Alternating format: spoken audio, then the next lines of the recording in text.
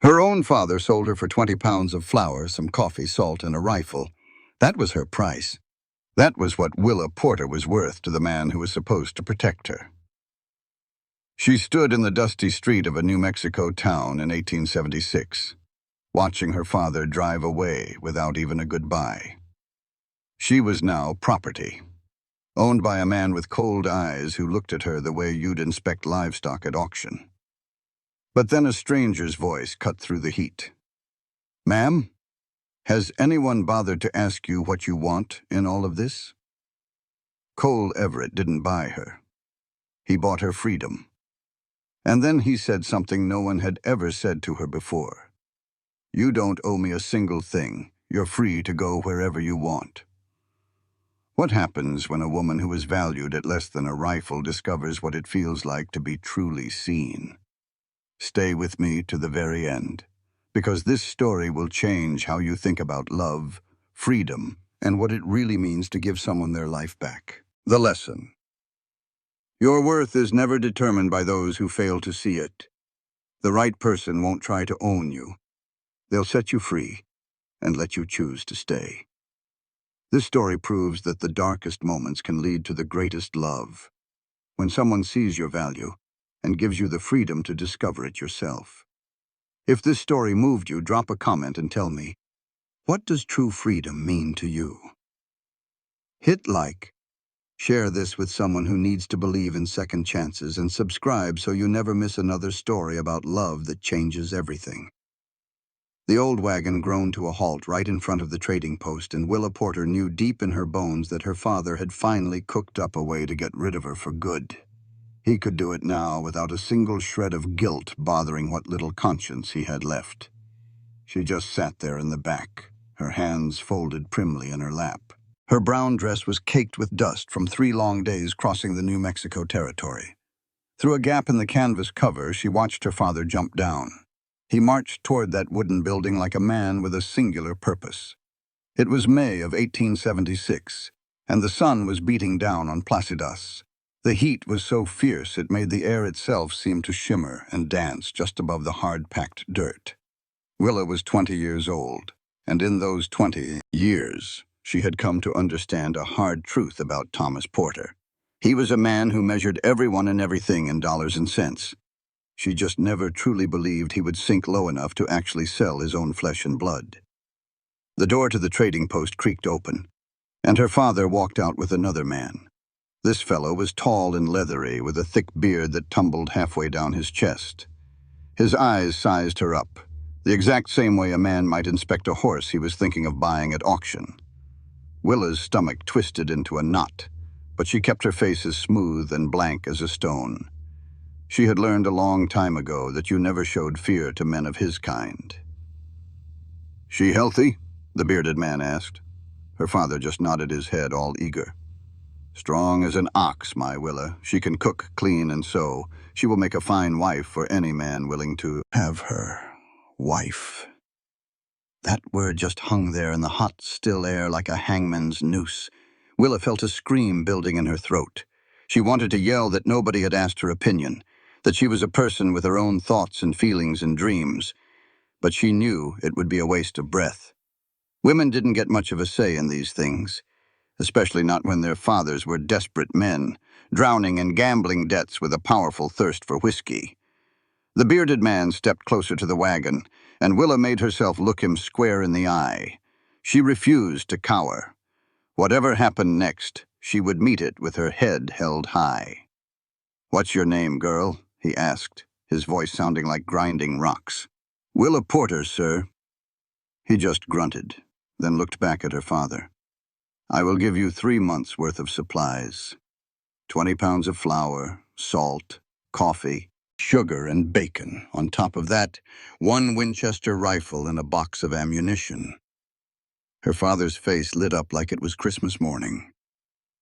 "That is more than fair, Mr. Hutchkins. She had better be worth it," Hutchkins grumbled, and a chill like ice shot through Willa's veins. The whole deal was done in less than an hour. Her father didn't even bother with a goodbye. He just took his supplies and his new rifle, climbed right back onto the wagon, and drove off without a single glance back. Willa was left standing in the dusty street. She had nothing but the dress she was wearing and a small cloth bag. Inside was her mother's Bible and a silver hairbrush. She just watched that cloud of dust get smaller and smaller until it vanished completely. "Well, come on then," Hutchkins said, grabbing her arm with a rough hand. "You belong to me now."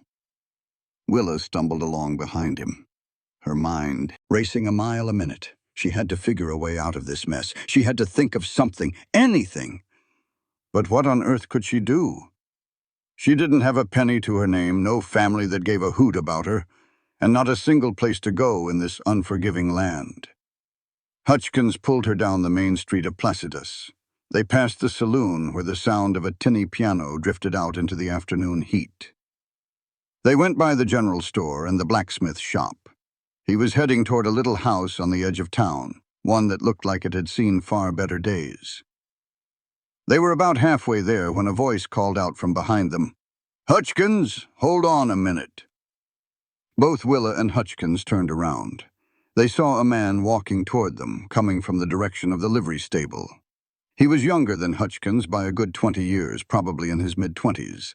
He had dark hair that touched his collar, and sharp blue eyes that seemed to see everything all at once. He was dressed in dusty trail clothes with a gun belt riding low on his hips. He moved with the kind of easy confidence that belongs to a man who knows exactly who he is and what he can do. "What do you want, Everett?" Hutchkins asked, his voice full of irritation. The younger man stopped a few feet away. His eyes moved from Hutchkins to Willa, then back again. "Heard you made a trade up at the post. Heard you swapped some supplies and a rifle for this young lady right here." "What of it? It is none of your concern what I do." "Well now, that is where you might be wrong," the man named Everett said. His voice was calm, but it had a hard edge to it that made Hutchkins stiffen up. "See, I have been needing some help out at my ranch, and I happen to have more supplies and better rifles than what you got. So I'm thinking I might just make you a better offer." Hutchkins let out a laugh, a harsh, ugly sound with no humor in it at all. "She is already mine, Everett. The deal is done." "Is it now?" Everett turned his full attention to Willa, and she felt herself trapped by the intensity of his look. "Ma'am, has anyone bothered to ask you what you want in all of this?" The question was so sudden, so unexpected, that for a moment Willa could only stare at him. Nobody had asked what she wanted since her mother passed on 3 years ago. Nobody had cared. I do not want to be owned by anyone," she said, her voice quiet but steady as she found it. "I am not a piece of property." "You're damn right you're not," Everett said, and the fierce look on his face made Willa's heart do a little jump. He turned back to Hutchkins. "So here is how it's going to be. I will give you double what you paid for her. Then you will walk away and forget any of this ever happened. And if I say no..." Everett's hand moved, coming to rest casually on the handle of his pistol. "Then I reckon you and I will have a problem. And I don't think you want that kind of trouble, now do you?" The tension in the air was so thick you could have sliced it with a knife. Willa held her breath, just waiting to see what would happen. Hutchkins was bigger than Everett, and older, and looked a whole lot meaner. But there was something about the way the younger man stood his ground that told you he was not a man to be trifled with. Finally, Hutchkins spat a wad of tobacco juice into the dust. "Fine, but I want double the supplies, double the ammunition, and 2 rifles." "Done," Everett said, not missing a beat. "Meet me back at the trading post in an hour and we will get it all settled." Hutchkins gave Willa one last look, his eyes full of something ugly and sour. Then he turned on his heel and stalked off. Willa let out a long breath she didn't even know she'd been holding. Her legs all of a sudden felt wobbly underneath her. "Thank you," she said, turning to the man who had saved her. "I do not know what would have happened if you hadn't come along." "Nothing good," Everett said, straight to the point. He took off his hat and ran a hand through his dark hair. It was only then that Willa noticed how tired he looked, like he'd been riding hard for days on end. "My name is Cole Everett. I have got a ranch about 5 miles out of town." "Willa Porter," she said, even though he probably knew that already. "Are you really going to give him all those supplies just for me?" Already figured it in my head, Cole said. I can't abide men like Hutchkins treating folks like they are cattle to be bought and sold. It just is not right. But now you have paid for me, Willa pointed out, trying to make sense of this strange and sudden turn of events. Doesn't that make you the same as him? Cole's expression softened a bit. He met her gaze with a frankness that made her feel truly seen for the first time in years. Miss Porter, I did not buy you. I bought your freedom. As soon as we get this settled with Hutchkins, you are free to go wherever you want. You can do whatever you please. You do not owe me a single thing. Willa felt tears starting to well up in her eyes, but she blinked them away fiercely. She hadn't cried when her own father left her to her fate, and she sure wasn't going to cry now in front of this kind stranger. I have nowhere to go, she admitted, hating the small, weak sound of her own voice. No money, no family. I do not even know a soul in Placidus.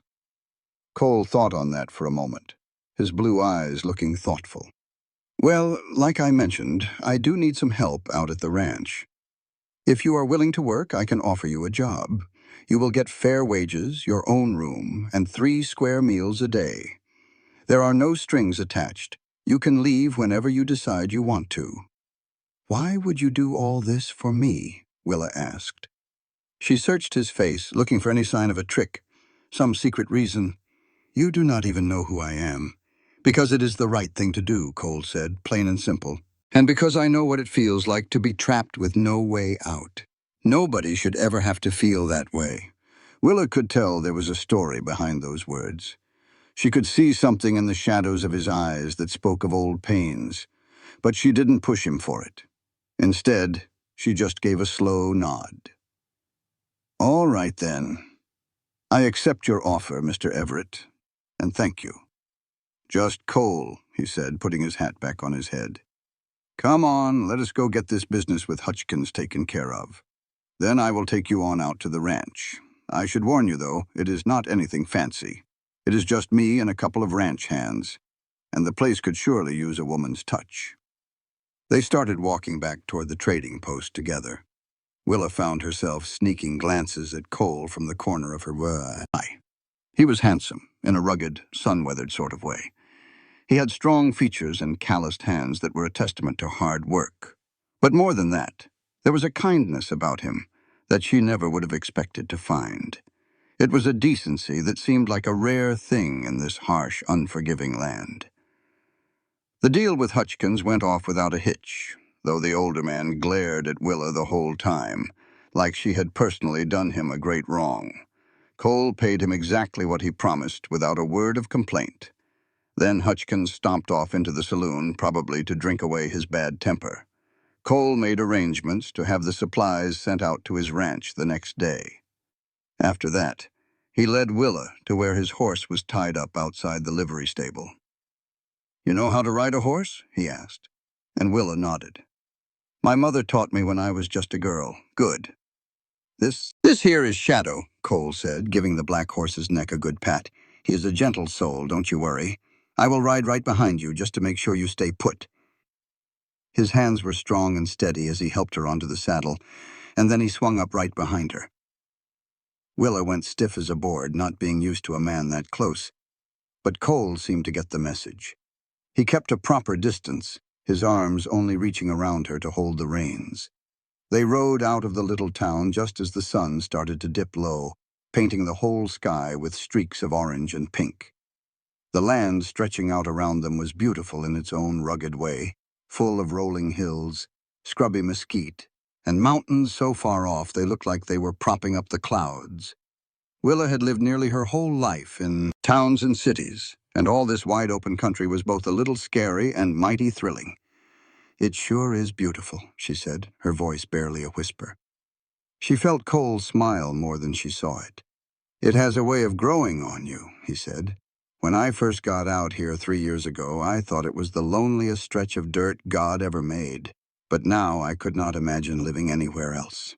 Where did you come from? Willa asked, curious about this man who showed up like an answer to a prayer she did not even realize she was making. From Missouri, originally, Cole said. My family had a farm back there, but things just fell to pieces after the war. My pa died, my ma remarried, and I figured it was high time I made my own way in the world. Headed out west looking for a fresh start. Did you find what you were looking for? I am still working on it, Cole said, and his voice had a touch of longing in it. What about you? Where are you from? Ohio to start with, Willa said, but we moved around a whole lot after my mother passed. My father was always chasing the next big thing, the next sure bet. It never did amount to much, and his debts just kept piling up. I am real sorry to hear that, Cole said quietly, about your mother and about what your father did. No man ought to treat his own daughter like that. Willa felt that familiar sting behind her eyes again and blinked it away. It does not matter anymore. That part of my life is over and done with. They rode on in a comfortable quiet for a spell, with only the steady rhythm of Shadow's hooves on the hard-packed earth for company. As they came over the top of a hill, Cole pointed off in the distance to a little group of buildings tucked down in a small valley. There she is, he said. Home. The ranch was simple but looked cared for, with a small house, a sturdy barn, a corral holding several horses, and what appeared to be a bunkhouse for the hands. It was not a grand place, but to Willa it looked like paradise, after what she had been staring down just a few hours earlier. As they rode on into the yard, two men came out of the barn. One was older, likely in his 50s, with gray hair and a face lined by the sun. The other was younger, maybe around 30, with sandy blonde hair and a grin that came easy. "Boss, you are back," the younger fella called out. "We were starting to wonder if you had run into some kind of trouble." "No trouble, just a change in plans," Cole said as he swung down and then helped Willa to the ground. "Miss Porter, these are my ranch hands. That old fella there is Frank Thompson, and this one with the big mouth is Daniel Hayes. Boys, this is Willa Porter. She is going to be helping out around the place." Frank just gave her a respectful nod, but Daniel's eyes got wide as saucers. "A woman? Since when do we have a woman working on this ranch?" "Since today," Cole said, his voice firm, "and you will both show her the proper respect. You hear me? She has had a mighty rough day." "Yes, sir," the two men said together, though Daniel still looked mighty curious. Cole led Willa over to the house, a simple place built from wood and adobe brick. Inside, it was clean but plain, with furniture that was built for living, not for looking at. There was a main room with a fireplace and a rough-hewn table and a little kitchen area, and two doors that she guessed led to bedrooms. "The room on the right is mine," Cole said. "The one on the left is all yours now. It is not much, but the bed is soft and there is a trunk for your belongings. Frank and Daniel sleep in the bunkhouse, so you will have this place to yourself." Willa looked all around, just taking it in. After years of bouncing from one run-down boarding house to the next, this felt like a palace. "It is perfect," she said, and she meant it. "Thank you, Cole." He smiled, and that smile changed his whole face, making him look younger and wiping away some of the worry lines. "You are most welcome. I figure you must be hungry after the day you have had. Let me see what I can rustle up for supper." "I can cook," Willa offered right away. "You said you needed help around the ranch, and I know my way around a kitchen. My mother taught me everything she knew."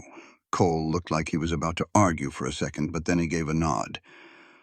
"All right, but only if you feel up to it. I will show you where we keep everything." They worked side by side in that small kitchen, and Willa started to feel a peace she had not felt in months. Cole was easy to be around. He was not bossy or demanding like her father, and not foul like Hutchkins. He treated her like a real person, asking what she thought about things and telling jokes that actually made her laugh. By the time they all sat down to eat, Willa felt something she thought was long gone. She felt a glimmer of hope. The days that came after settled into a good, steady rhythm. Willa would get up before the sun and fix breakfast for the men. Then she would spend her days cleaning the house, mending clothes, tending to a small vegetable patch out back, and getting supper ready. It was hard work, but it was honest work. And Cole paid her a fair wage just like he promised. More important than that, he treated her with a kindness she had hardly ever known. Cole himself was usually gone all day, out working the ranch with Frank and Daniel. They ran cattle on the land, and most evenings he would ride in, tired and covered in dust. But he always had a warm smile and a kind word for Willa. She started looking forward to those suppers, when they would all sit around the table and talk about their day, sharing stories and a few good laughs. One evening, about 2 weeks after Willa had first arrived, she and Cole were sitting out on the porch after supper, just watching the sun dip behind the mountains. Frank and Daniel had already headed to the bunkhouse, and the only sounds were the soft chirp of crickets and the occasional nicker from the horses in the corral. "Can I ask you something personal?" Willa said, breaking the easy silence. "Anything," Cole answered, leaning back in his chair. "Why did you really help me back there? I know you said it was the right thing to do, but I feel like there's more to it than that." "I can just tell." Cole was quiet for a good long while, his eyes fixed on the far-off horizon. When he finally spoke, his voice was low and heavy with thought. "My mother," he said. "After my father passed, she went and married a man who seemed decent enough at first. But once they were married, he showed his true colors. He was cruel to her, treated her like she was his property, nothing more than a servant who happened to share his bed. I was 17, and I thought I was big enough to protect her, but I was just a boy. When I tried to stand up to him, he laid into me something fierce, and then threw me right off the farm." Willa felt her heart ache just hearing the pain in his voice. "I wandered for a while after that," Cole went on. "Took odd jobs, saved every penny I could. By the time I had enough money to go back for her, she had died. They said it was cholera, but I reckon it was a broken heart that took her just as much as any sickness. I never got the chance to save her, never got to give her the kind of life she deserved. So when I saw you standing there with Hutchkins, looking so scared but trying so hard to be brave, I saw my mother in you, and I thought, well, maybe I cannot save my mother anymore, but I can save this one woman. Maybe that can count for something."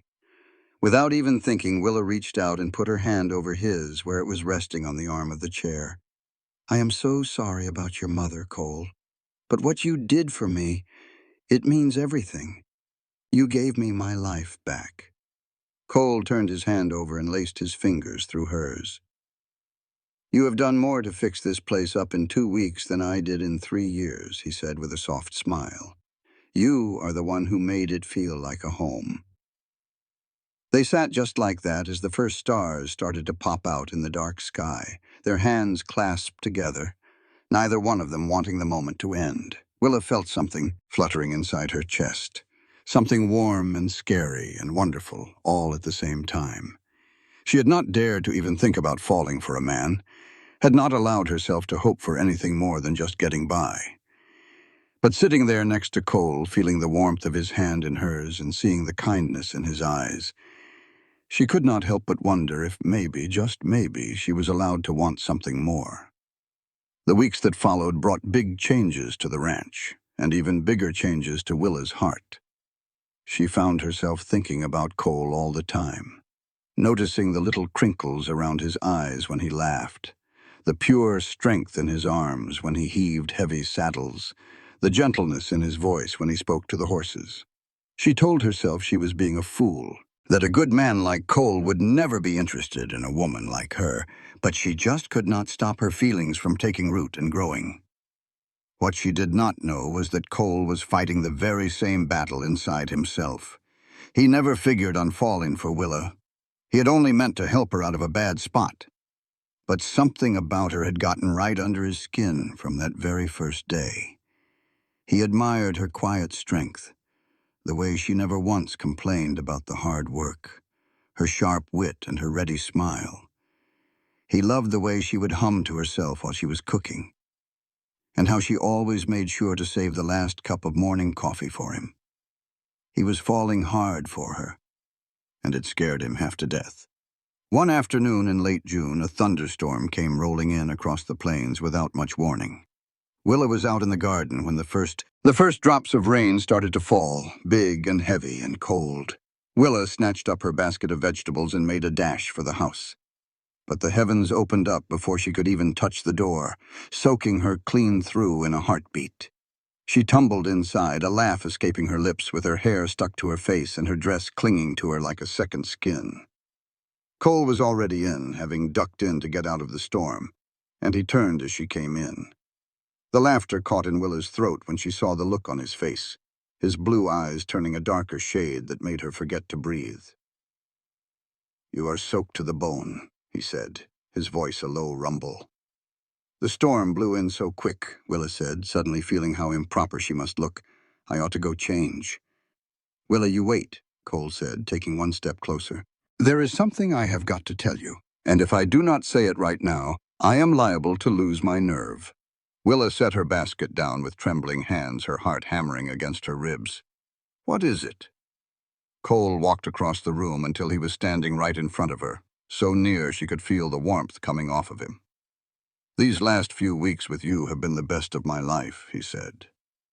"You brought a light into this old house, into my whole life, and I do not want to even think about it without you in it. I know I do not have any right to ask. I know you have been through a whole world of trouble, and the last thing you probably need is another man making your life complicated. But I have to tell you, I am in love with you, Willa Porter. I am completely and truly in love with you." Willa just stared at him, hardly believing what she was hearing. "I love you with everything I have," Cole said, his voice full of feeling. "And if you do not feel the same, that is fine. You can stay on here, keep working, and I will not ever bring it up again, but I just had to let you know." Willa felt hot tears roll down her cheeks, mixing with the cold rainwater. "Cole Everett, you are the most wonderful, aggravating man I've ever had the fortune to meet." "Of course I feel the same. I have been falling in love with you for weeks, but I figured you just saw me as the hired help." Cole's face split into the widest grin Willa had ever laid eyes on. And in the next moment he was pulling her into his arms, squeezing her so tight she could barely get a breath. She did not mind that she was dripping wet, or that she was getting him soaked too. All that mattered was being right there in his arms and knowing he loved her. "Can I kiss you?" Cole asked, leaning back just enough to see her face. "Please," Willa whispered. And then his mouth was on hers. The kiss was everything Willa never even knew she had been missing. It was both tender and wild, filled with promises and a deep, burning passion. Cole's hands moved to cup her face, his thumbs gently wiping away her tears, and Willa wound her arms around his neck, pulling herself even closer. When they finally parted, they were both breathing hard. "Marry me," Cole said, the words spilling out as if he could not keep them in. "I know this is sudden. I know we have only known each other for a few weeks, but I do not give a damn. I want you to be my wife, Willa. I want to give you my name and my protection and every last thing I own." Willa laughed, a sound that was pure joy and freedom. "Yes," she said. "Yes, I will marry you, Cole Everett." They kissed one more time as the storm raged on outside. But inside that little ranch house, everything was absolutely perfect. They were married 1 week later by the traveling preacher who passed through Placitus once every month. It was a plain and simple ceremony at the little church on the edge of town, with Frank and Daniel standing up as their witnesses and a small group of townspeople looking on. Willa wore a pale blue dress with white lace at the collar, one the seamstress in town had helped her fix up from a store-bought one. She had never in her life felt so beautiful. Cole had on his best suit, which was not saying a whole lot, but he had shaved and combed his hair, and the way he looked at Willa walking up the aisle toward him, his eyes were shining with love and pride. They exchanged simple gold rings that Cole had bought at the general store. And when the preacher declared them husband and wife, Cole kissed her so sweetly that a few of the women sitting in the pews let out a happy sigh. The party afterward was at the saloon, which the owner had kindly closed to the public for a couple of hours. There was fiddle music and dancing and more food than Willa had seen in a long, long time. Frank made a toast that got a laugh out of everyone, and Daniel gave them a hand-carved picture frame as a wedding present. Even some of the folks who had given Willa suspicious looks when she first got to town came up to wish them well. As the evening started to wind down and the sky turned a deep twilight purple, Cole took Willa outside for a quiet moment. They stood together in the street, her hand in his, just watching the first stars begin to pop out. "Are you happy?" Cole asked in a low voice. "More than I ever dreamed was possible," Willa answered, and she meant it. "2 months ago, I figured my life was all but over. And now, I am married to the finest man I've ever known, with a home and a future. It all feels like some kind of dream." "If it is a dream, then I hope I never wake up," Cole said, drawing her in close and kissing her on the forehead. "You are mine now, Willa Everett, and I am yours for good." "Forever," Willa repeated, and she felt it in the very core of her being. They rode back to the ranch under a blanket of endless stars, and when they got there, Frank and Daniel had made themselves scarce, giving the new couple some privacy. Cole carried Willa right over the threshold, both of them laughing, and set her down gently in the main room. "Welcome home, Mrs. Everett," he said, and Willa felt her heart could just about burst with joy. That night, lying together in Cole's bed, which was now their bed, Willa could not help but marvel at how her life had turned around. She had been sold off like livestock, treated like she was less than human, and now she was loved and treasured by a good man.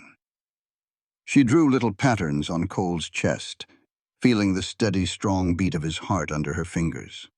"What are you thinking about?" Cole asked, his voice sleepy and content. "About how lucky I am," Willa said. "About how you saved my life." "We saved each other," Cole corrected her softly. "I was just going through the motions before you showed up, Willa. You gave me a reason to want to build something real, to think about what comes next. You saved me every bit as much as I saved you." Willa lifted her head to kiss him, trying to pour all her love and thankfulness into it. Whatever was coming their way, whatever trials they might have to face, she knew they would face them side by side. The months after their wedding were filled to the brim with hard work and happiness.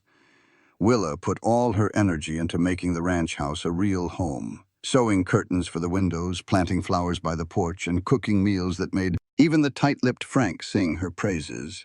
Cole put in long hours building his herd and fixing up the property, but he always found time for his wife, whether it was a quick kiss in the kitchen or long talks on the porch as the sun went down.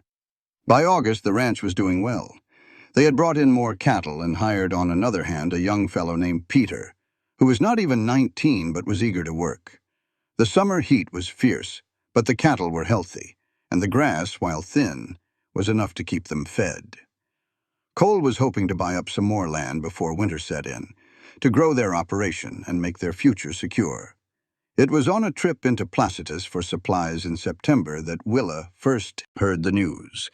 She was in the general store picking out flour and sugar when 2 women bustled in, their voices buzzing with gossip. "Did you hear about Thomas Porter?" one of them said, not seeing Willa standing just an aisle over.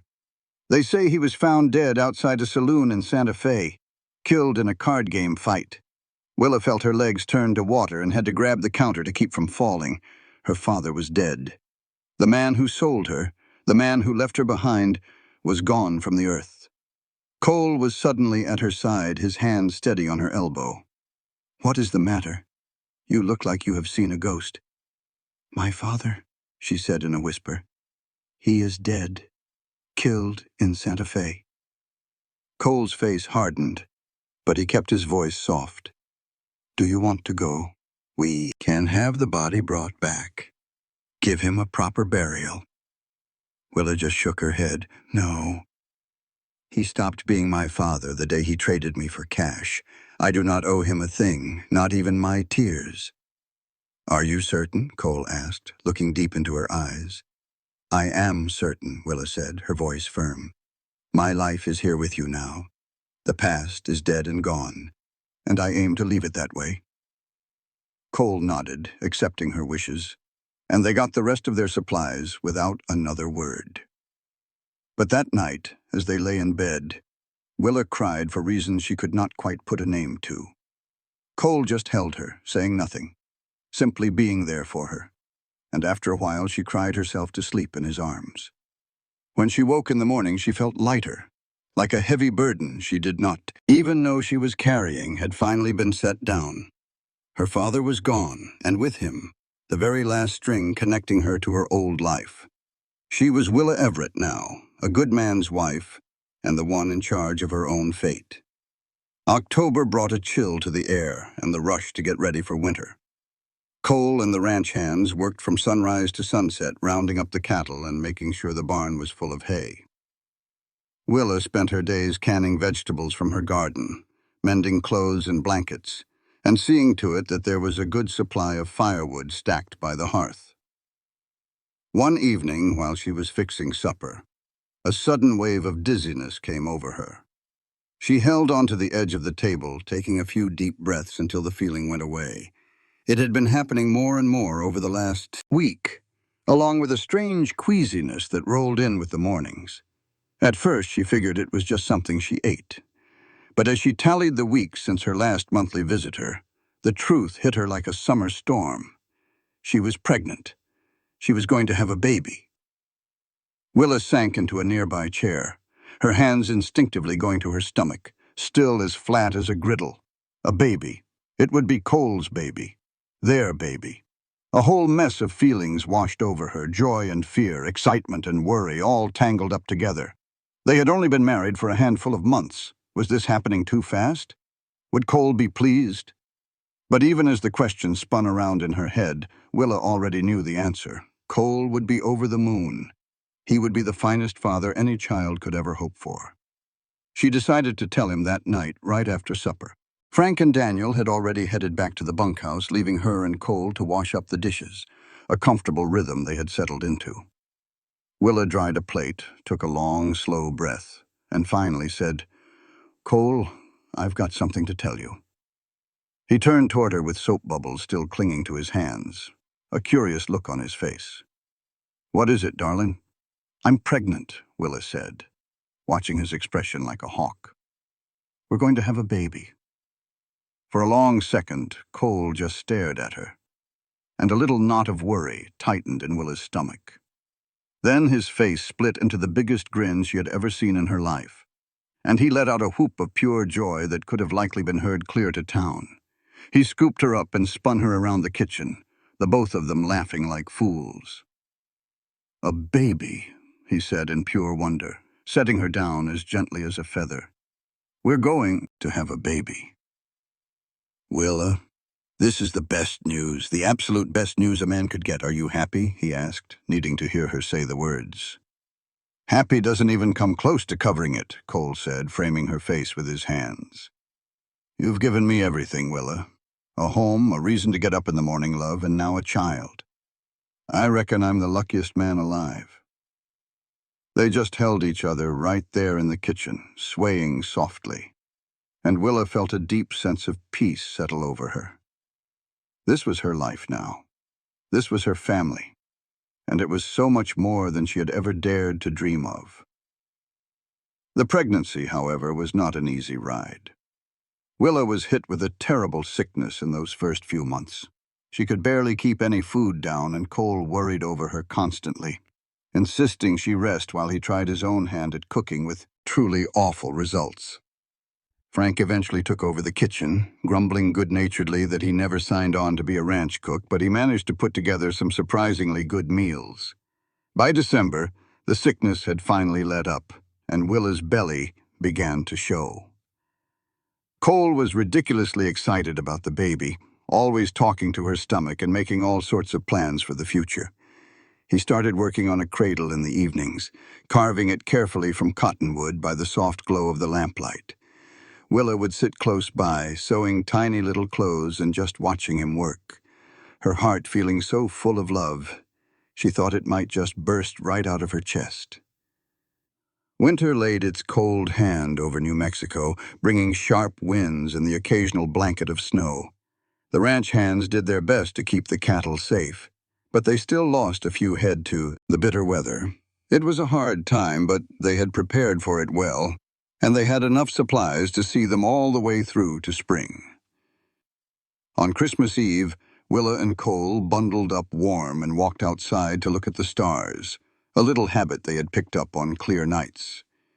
The air was crisp and biting cold, their breath making little white clouds. But the sky was a spectacular sight, just filled with more stars than you could ever imagine. "Next Christmas we'll have a baby with us," Cole said, his arm wrapped tight around Willa's shoulders. "Our child will be right here, and we'll be a real family." "We're already a real family," Willa said, leaning her head against him. "But I know what you mean. I can't wait to meet our little one. Are you hoping for a boy or a girl?" Cole asked. "I truly don't care," Willa said honestly.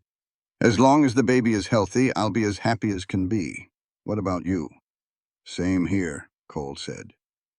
"Though I have to admit the idea of a little boy I can teach about ranching and horses sounds pretty good.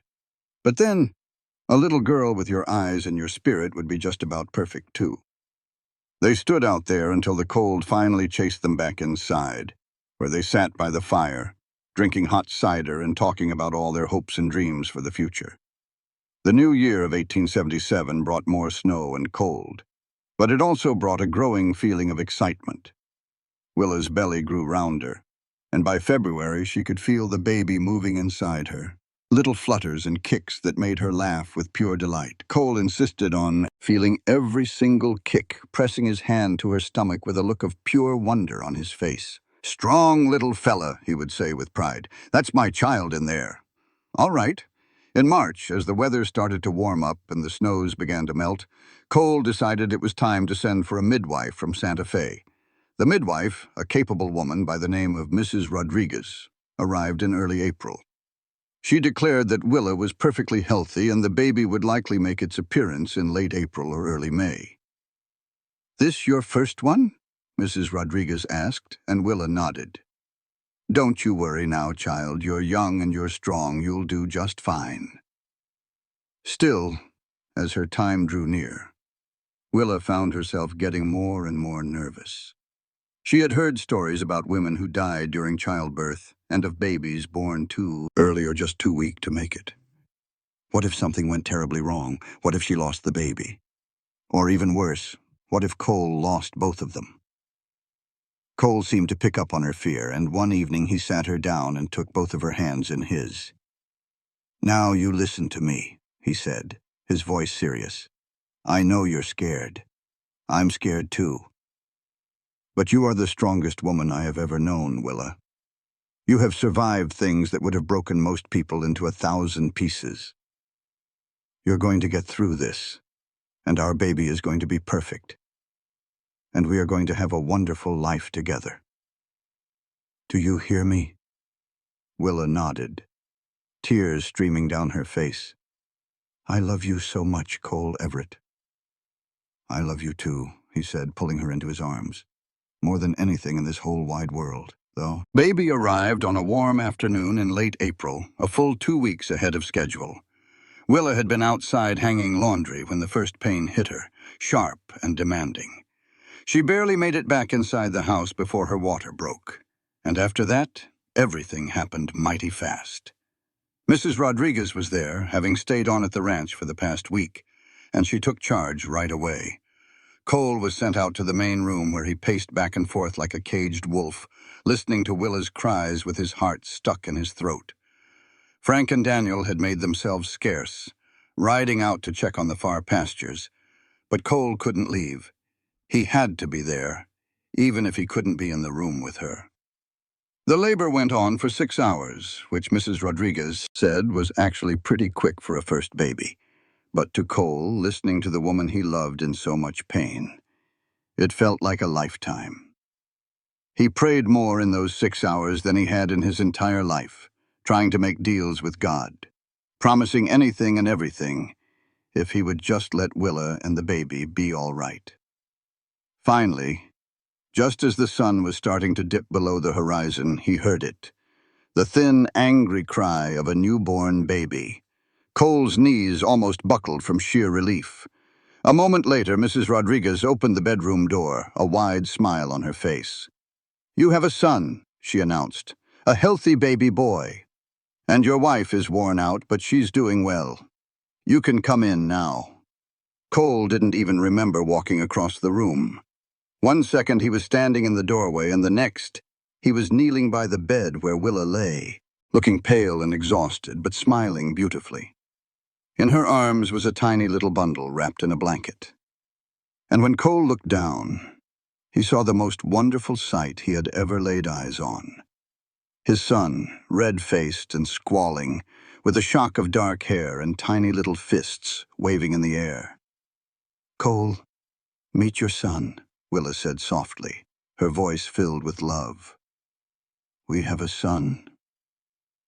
Cole reached out with a trembling hand and gently touched the baby's cheek, amazed at how soft his skin was. The baby's eyes opened, a dark blue like all newborns have, and they seemed to look right at him. "He's perfect," Cole whispered. "You did so good, Willa. You were so brave. He is absolutely perfect." "What should we name him?" Willa asked. They had talked about names over the past few months, but they had never really decided on anything for sure. Now, looking at his son, Cole thought about all the people who had helped shape his life, and one name came to mind. "What about James?" he suggested. "James Robert Everett. We can call him Jamie." Willa smiled. "Jamie, I love it. Hello, Jamie. Welcome to the world." Mrs. Rodriguez showed them how to care for the new baby, how to swaddle him up tight, and how to help him nurse. She stayed for another week to make sure Willa was recovering well and that Jamie was thriving. Both mother and baby did wonderfully, and by the time Mrs. Rodriguez left, Willa was up and moving around, though she was still plenty tired. Cole was absolutely taken with his son. He would hold Jamie for hours on end, just staring at him in wonder, talking to him about the ranch and the horses and telling him how much he loved him. Willa would watch the two of them together, her two boys, and feel a love so big and overwhelming that it brought tears to her eyes. Frank and Daniel were just as charmed by the baby, even though they tried to act all tough about it. Frank whittled a whole set of little wooden animals for the baby, and Daniel presented them with a tiny pair of leather boots. Jamie wouldn't be able to wear them for months, but they were the most adorable things you'd ever seen. The rest of that spring and summer passed by in a happy haze of sleepless nights and pure, overwhelming joy. Jamie was a good baby, mostly calm, though he sure had a strong set of lungs on him when he wanted something. Willa took to being a mother with the same quiet determination she brought to everything else in her life. Else and Cole took to fatherhood like he was born for it. By the time Jamie was 3 months old, their life had found a gentle, steady rhythm. Willa would nurse him in the quiet of the early morning, then tie him in a sling snug against her chest while she went about her work in the house. Cole made a point to come in from the ranch work all through the day just to check on them, and he always had a big smile save for his boy. In the evenings, the three of them would sit together on the porch, a family watching the sun go down, talking about all the days to come. "I want more of this," Cole said one warm August evening, with Jamie sleeping soundly in his arms. "More babies? I mean, I would love to fill this house plumb full of children and laughter. If that is something you want too, of course." Willa smiled. "I want that more than anything. I always had a dream of a big family, but I figured that dream had died a long time ago. Now, though, I think we can have every good thing we ever hoped for." "We already do," Cole said, leaning over to give her a soft kiss. "But I am a greedy man. I want even more happiness, more love, more of this life we are building with you and me at the center of it all." "Then we will have it," Willa said, her voice full of certainty. "Together, there is nothing we cannot have." The years that came after were full and good. Jaime grew into a solid, curious little boy with his father's blue eyes and his mother's stubborn spirit. When he was 2, Willa found she was expecting again, and this time it was an easier journey, as if her body already knew the way. She gave birth to a daughter in the spring of 1879, a sweet, beautiful girl they decided to name Catherine, but they called her Katie right from the start. Cole was just as taken with his daughter as he was with his son, though he often joked that having a little girl made him a whole lot more nervous than staring down a cattle stampede. Katie was a daddy's girl through and through, wrapping her tiny fingers around his and laying claim to his heart completely. The ranch kept on thriving. They bought more land and grew their herd, and Cole earned a name for himself as an honest man, someone who did business on the square. Other ranchers looked up to him, and the folks in Placitas always had a warm greeting for him and his family whenever they rode into town. Willa had made good friends with a few of the town ladies, especially the seamstress Margaret, the same woman who had helped with her wedding dress. The two women would get together for tea sometimes, bringing their little ones to play, and Willa would just sit there and marvel at how her world had turned right side up. She was not the scared, lonely girl anymore. She was a loved and respected woman with a family of her own and a place in the world. When Jamie was 4 and Katie was 2, Willa found out she was pregnant for a third time. This time, Cole just laughed out loud and spun her around in a happy circle. They welcomed another son in the spring of 1881, a boy they named Samuel, but who was just Sam from his first breath. Sam was the calmest of all their children, happy just to watch the world with his serious eyes and hardly ever making a peep. 3 children kept Willa on her toes, but she would not have changed it for all the gold in the mountains. Their home was loud and full of laughter and the special kind of mess that only little children can make. Cole had added on to the house, building 2 more bedrooms so each of the children could have a space of their own when they got bigger. Frank and Daniel, the hands who had been with them from the beginning, were like a pair of favorite uncles to the kids. Frank taught Jamie how to whittle little figures out of wood, and Daniel would let Katie ride high on his shoulders while he did his evening chores. When Sam was born, both men teased Cole that he was just trying to raise his own ranch crew from the ground up. One evening in the fall of 1882, when Jamie was 5, Katie was 3, and Sam was just 1 year old, the whole family was out on the porch, watching the sun paint the sky. The children were worn out from a long day of playing, and Katie had drifted off to sleep in Cole's lap while Sam was dozing in Willa's arms. Only Jaime was still wide awake, his head full of questions about the stars that were just starting to pop out in the twilight sky. "Mama, how many stars are there really?" Jaime asked, his little voice filled with pure wonder. "More than any soul could ever count, sweetheart," Willa said, gently brushing the hair from his forehead.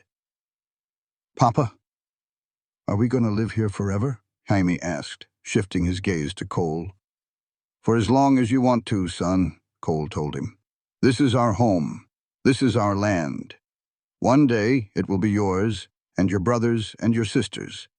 The Everett Ranch is going to be here for a long, long time."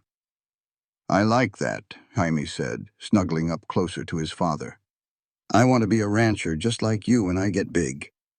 Cole looked at Willa over the tops of their children's heads, and they shared a quiet smile. This was the life they had made. Together, a legacy built on love, and this piece of land, a family that would stand the test of time. "What is on your mind?" Cole asked Willa later on that night, after all the children were tucked safely in their beds and the house was finally quiet.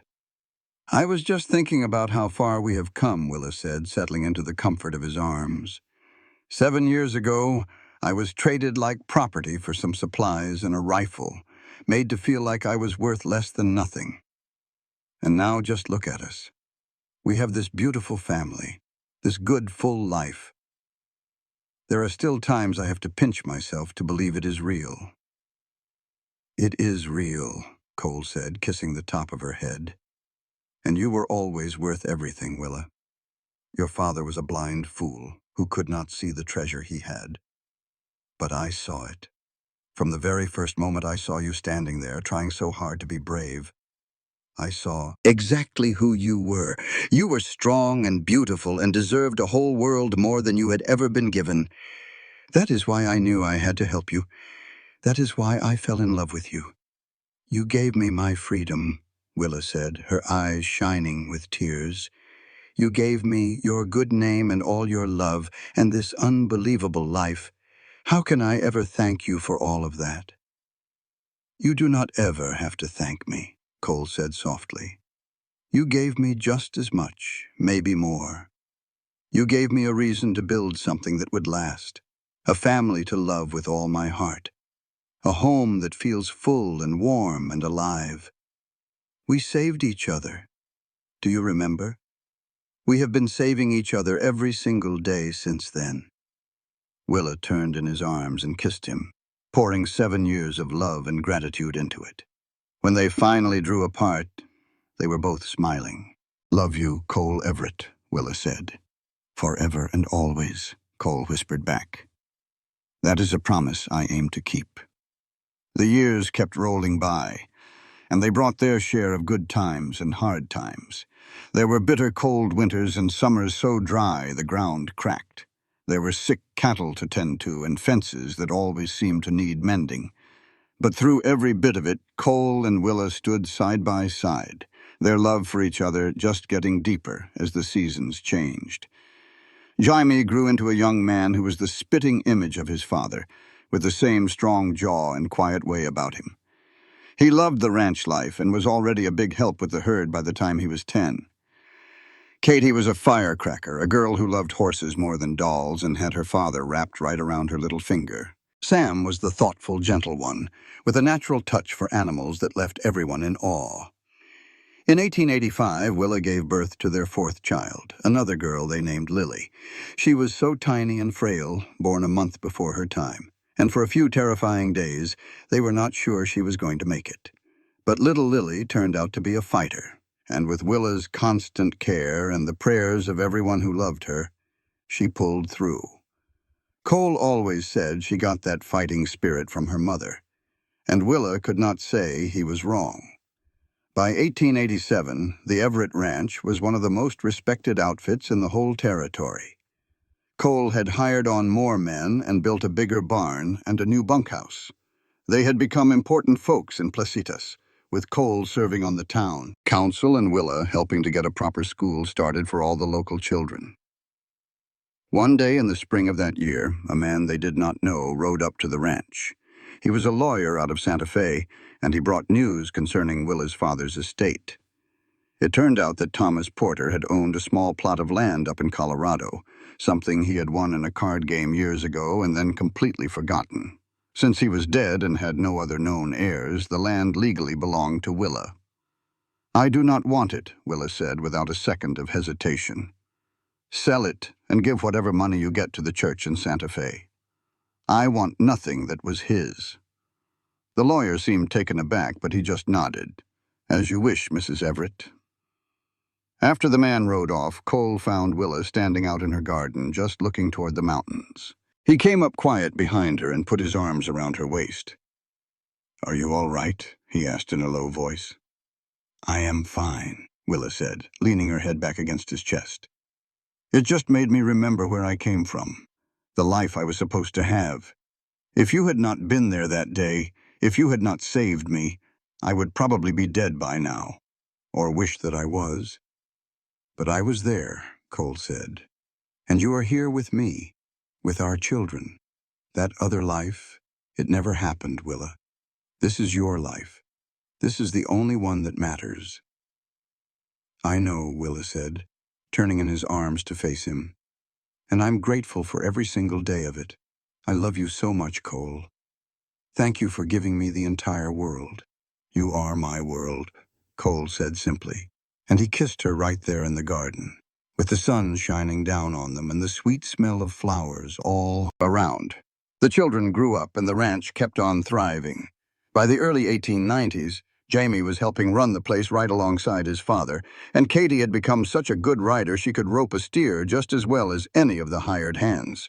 Sam had taken a real interest in animal health and started talking about maybe becoming a veterinarian one day. Lily, though she was still the youngest, was already showing she had a will just as strong as her mother's. The years had been kind to Cole and Willa. Their hair was showing silver at the temples, but their love was as strong as it had ever been. They still sat on the porch together every evening. They still held hands when they took a walk, and they still looked at each other as if they were the only two people in the entire world. The world. One particular evening in the autumn of 1893, the air had a little nip to it, and the leaves on the handful of trees near the ranch house had turned a brilliant gold. The entire family was gathered around the table for supper. It was always a real ruckus, with the children now spanning from 16-year-old Jamie all the way down to little 8-year-old Lily. They chattered and laughed and teased each other, and as Willa looked at each of their faces, she felt a deep contentment she never thought was possible. After the meal, while the kids were clearing the dishes, Cole gently took Willa by the arm. "I've got a little something for you," he murmured, fishing around in his coat pocket.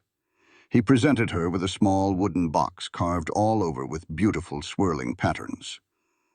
"Cole, what in the world is this?" Willa asked, taking the box in her hands. "Just open it," Cole replied, a warm smile spreading across his face. Tucked inside on a bed of velvet was a delicate gold locket. On the back, an inscription read, "Forever and always." Willa's fingers trembled as she opened it, revealing 2 tiny photographs. One was of her and Cole on the day they were married. The other was a picture of all 6 of them, their whole family together. "Oh, Cole, it is absolutely beautiful," Willa said, her vision blurring as tears welled in her eyes. "When did you ever find the time to have this made?" "I have been working on it for months," Cole confessed. "I just wanted to give you something that really showed how much you mean to me, how much this family of ours means. You took a man who was all busted up inside, and you gave him a reason to live, Willa. You gave me my whole world." "We gave each other a world," Willa corrected softly, repeating the words that had become their promise over all the years. She held the locket out to him. "Will you put it on for me?" Cole carefully fastened the chain around her neck. Willa brought her hand up to touch it, feeling the warmth of the gold against her skin, and the powerful love that went into making it. "Thank you," she whispered. "I will cherish this for the rest of my days." Later that night, as they lay together in the quiet of their bedroom, Willa's mind drifted back over the long and winding road that had led her to this very moment. She had been treated like cattle, had felt scared and like she was worth nothing, and truly believed her life was finished. But then Cole had shown up. This quiet cowboy with kindness in his eyes and a heart as big as the territory. He had given her something she never dared to dream of. He gave her freedom. The freedom to make her own choices, to love who she wanted, and to build a life that was truly hers. And by giving her that freedom, he had also given her his own last name, making her his partner in every way that mattered. Side by side, they had built something truly wonderful, a family and a home that would surely live on long after they were gone. "What are you thinking about over there?" Cole mumbled, half asleep beside her. "I am thinking about us," Willa said. "About how the single worst day of my life turned into the very best thing that ever happened to me. And I am thinking about how much I love you." "I love you too," Cole answered, pulling her closer into his arms. "Today, tomorrow, and for all our days, you are my heart, Willa Everett." "And you are mine," Willa whispered back, drifting off to sleep in the arms of the man who had rescued her, loved her, and given her a life that was better than any dream. The years kept rolling on, steady as a river. Jaime ended up marrying a sweet girl from town named Sarah, and they built their own house right on the edge of the Everett land. In 1895, they gave Cole and Willa their first grandbaby, a boy they named Cole Jr. Watching her husband hold that tiny grandson for the first time, Willa saw tears shining in his eyes. Katie stayed single well into her 20s, always declaring she had not yet found a man who could even begin to keep up with her. She worked that ranch right alongside her daddy and her brother, and she earned the respect of every hand who knew her. Sam left for veterinary school in 1896, making the whole family burst with pride. And Lily blossomed into a beautiful young woman who had her mother's same gentle heart. Cole and Willa just kept growing older, but their love for each other never faded one bit. They celebrated their 20th wedding anniversary in 1897 with a huge party that just about the whole town came out for. Folks gave speeches and made toasts, and then Cole stood up in front of everyone. He told the story of how they first met, how he had traded a pile of supplies and a good rifle for the woman who had become his entire world. "People ask me all the time if I regret paying such a high price for Willa that day," Cole said, with his arm wrapped tight around his wife's waist. "And I give them the same answer every single time. It was the best investment I ever made in my life." He looked right at her. "She has given me 20 years of pure happiness, 4 amazing children, and now grandchildren to boot. She has made me a better man, a better father, a better everything. I would have paid 100 times what I did, and still felt like I got the bargain of a lifetime." Willa wiped the happy tears from her eyes as everyone cheered and clapped. Then Cole kissed her right there in front of the entire crowd, not caring one bit who was watching. As the new century got closer, the Everett Ranch was doing better than it ever had. Jamie was pretty much running the whole show by then, with Cole acting more as his trusted advisor. The operation had grown beyond just cattle. They were now raising horses that were known all throughout the territory. New Mexico was getting ready to become a state, and you could feel the excitement about the future in the very air you breathed. On New Year's Eve of 1899, the whole family gathered at the ranch to see the new century in. All the kids were home, along with Sarah and little Cole Jr. Frank and Daniel were there too, getting on in years but still part of the family through and through. They all stood out in the yard as midnight drew near, looking up at the starry sky. "A whole new century," Cole said, holding Willa close to his side. "Can you even believe it? When I think about where we were 23 years ago and where we are tonight, it just does not seem real." "Anything is possible," Willa said. "We are the proof of that. We were given the worst situation imaginable, and we turned it into something good. We built a life and a family and a home, and we did it all together." When the clock finally struck midnight, everyone cheered and hugged one another. Jaime kissed his wife. Katie hugged her brothers and sister, and Sam lifted Lily right off the ground and spun her around. Frank and Daniel raised their glasses of whiskey, talking about all the years they had seen come and go. But Cole and Willa, they only saw each other. They shared a kiss as the new century was born. 2 souls who had found one another when all hope seemed lost and had built something that would endure long after they were gone. "Happy new century, Mrs. Everett," Cole said in a low voice. "Happy new century, Mr. Everett," Willa replied with a smile. "Here is to 100 more years of the Everett family." "I will drink to that," Cole said, and they clinked their glasses together under the stars, surrounded by the people they loved more than anything in the world. The new century brought its share of changes, just like all times do. Katie finally met her match in 1902. He was a horse trainer named Marcus, tough as leather, who saw her fiery spirit and loved her all the more for it. They got married right there on the ranch, and Katie turned out to be just as strong a wife as she had been a daughter and a sister. Sam came home from veterinary school and opened up his own practice in Placitas. He did not just treat ranch animals, he took care of folks' beloved pets and even wild animals that people would bring to him. In 1904, he married another veterinarian, a smart and capable woman named Elizabeth, who had the same kind and gentle spirit as him. Lily was the last of the children to get married. She found her love in a school teacher from Santa Fe named Daniel, a different Daniel from their old ranch hand. They had a small wedding in 1905, and Lily moved to Santa Fe to help her husband start a school for children of all kinds. Cole and Willa became grandparents over and over again, and the ranch house was always full of children and grandchildren for every holiday and celebration. The happy noise and chaos that used to come from their own 4 children now came from the next generation, and Cole and Willa cherished every single second of it. In 1906, for their 29th wedding anniversary, Cole and Willa took a rare trip just by themselves. They rode their horses up to a spot in the hills where you could see the entire ranch spread out like a map below. They were in their 50s by then, and you could see the lines of a hard-worked life on their faces. But they were both still healthy and full of life. "I have been doing some thinking," Cole said as they sat on a blanket sharing a picnic lunch. "About what comes after. About what happens when we are not here anymore." "Cole, do not you talk like that," Willa said softly. "We have got plenty of good years ahead of us." I know," Cole said, giving her a gentle smile. "But I need to make sure you know that everything I have, everything we have built together, it all belongs to you and the children.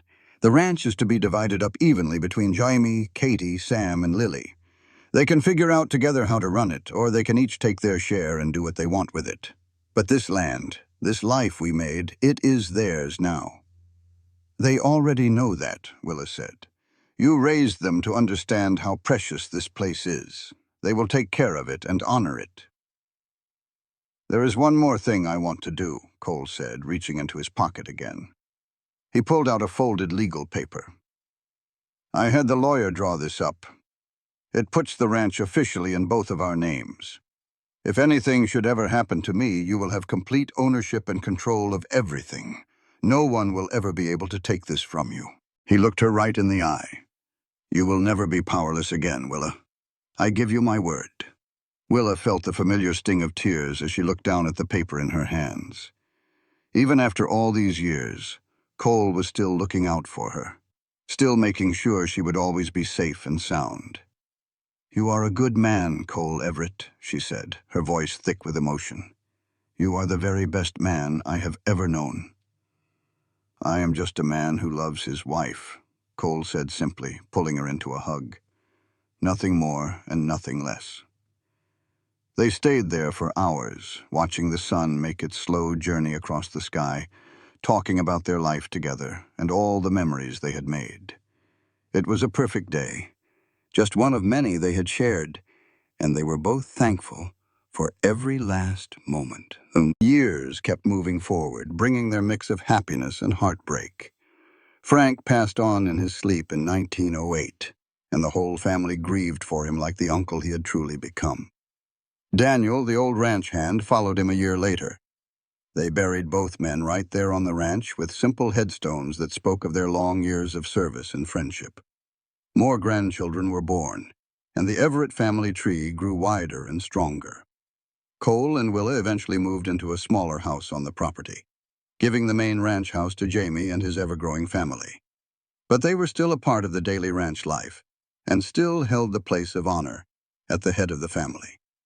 In the autumn of 1911, as they celebrated their 34th wedding anniversary, Cole and Willa sat on the porch of their little ranch house, holding hands and just watching another sun go down. They were both 60 years old now, with silver in their hair and lines on their faces from a life lived under the big sky. But the love between them hadn't faded one bit. "You ever have second thoughts?" Willa asked, her voice soft. "Paying all you had for me that day, taking on a wife and then a family and all that comes with it." Cole turned his head, and his blue eyes were still as clear as a summer sky. "Not for a single solitary second," he said, and his voice was solid as an oak tree. "You were never a burden, Willa. You were a blessing, the best one I ever got. Every good thing in my life started the day I decided to step up for you. Our kids, our grandkids, this whole ranch, this life, it all grew from you." Willa squeezed his hand, a habit of a lifetime. "We grew it together." "We sure did, side by side," Cole agreed. "And I would do it all over again in a heartbeat. I love you, Willa Everett. I reckon I've loved you from the moment I saw you standing there trying so hard to be strong when something awful was happening." He paused, letting the weight of his words settle. "And I'll love you till my last breath and then some." "Forever and always," Willa whispered, her fingers finding the locket that still rested against her heart, its surface worn smooth by the years. "Forever and always," Cole echoed. They sat in comfortable silence as the sun finally dipped below the horizon, splashing the whole sky with fiery shades of orange, red, and deep purple. All around them, the ranch they'd poured their souls into was humming with life, a legacy already being carried on by their children and grandchildren. Willa found her mind drifting back 35 years, to the day her own father had valued her less than some basic supplies and a new rifle. A day she felt as worthless and scared as a lost calf in a storm. She remembered Cole stepping forward, a quiet cowboy with kind eyes and a heart bigger than the whole state of Texas. He gave her freedom when she had none, and then he gave her his last name when she had nothing else to call her own. She thought about all the years that had passed since then, filled with so much love, so much laughter, and a few hard tears, too. She thought about her children and her grandchildren, about the wonderful life they had built right up from the dusty ground. And she thought about the man sitting right next to her, still holding her hand after all this time, still looking at her like she was the most precious treasure he'd ever seen. "Thank you," she said, her voice barely a whisper. "For what?" Cole asked, his brow furrowed. "For seeing me," Willa said. "For loving me. For giving me all of this." Cole lifted her worn hand to his lips and kissed her knuckles gently. "No, thank you for saying yes. Thank you for taking a wild chance on a fella like me. Thank you for every single day we've had."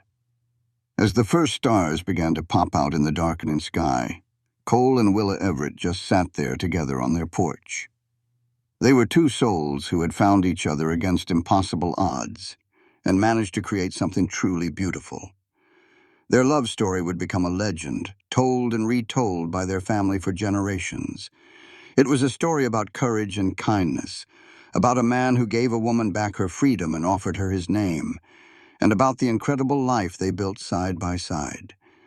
The ranch would thrive long after they were gone, tended to by their children and grandchildren, and even their great-grandchildren. The Everett name would come to mean something in New Mexico. It would stand for integrity, for a solid handshake, and for an honest day's work. And the heart of it all would always be this story, the one about the cowboy and the woman he saved, who, it turned out, saved him right back, and the legacy of true love they left behind for everyone. Years and years later, when Cole and Willa were just a cherished memory, their great-grandchildren would find that old wooden box. Inside, they'd discover the locket, its engraving still readable, forever and always.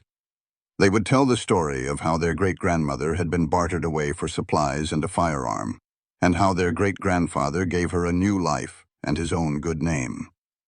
They'd tell it with pride in their voices, knowing they came from people who faced down the worst of times and chose love, people who built something that would last from the most unlikely of beginnings.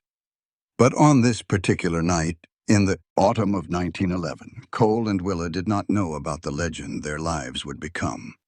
All they knew was this moment right here, the simple warmth of holding each other's hand and the deep-down peace that comes from a life lived well. They sat together, just like they had thousands of times before, watching the stars come out one by one, feeling grateful for every day they had been given, every single moment they had shared. And as the night grew deeper and the air turned cool, they went inside their home, still hand in hand after 34 years of marriage. They climbed into their bed, held each other close, and fell asleep with soft smiles on their faces, dreaming of all the tomorrows that were still on the way. Because that is what their love had given them. It was not just the promise of forever, but the living, breathing reality of it. Forever that was built on respect and true partnership, on freedom and on choice. It was built on the simple but powerful truth that they were better together than they could ever hope to be apart.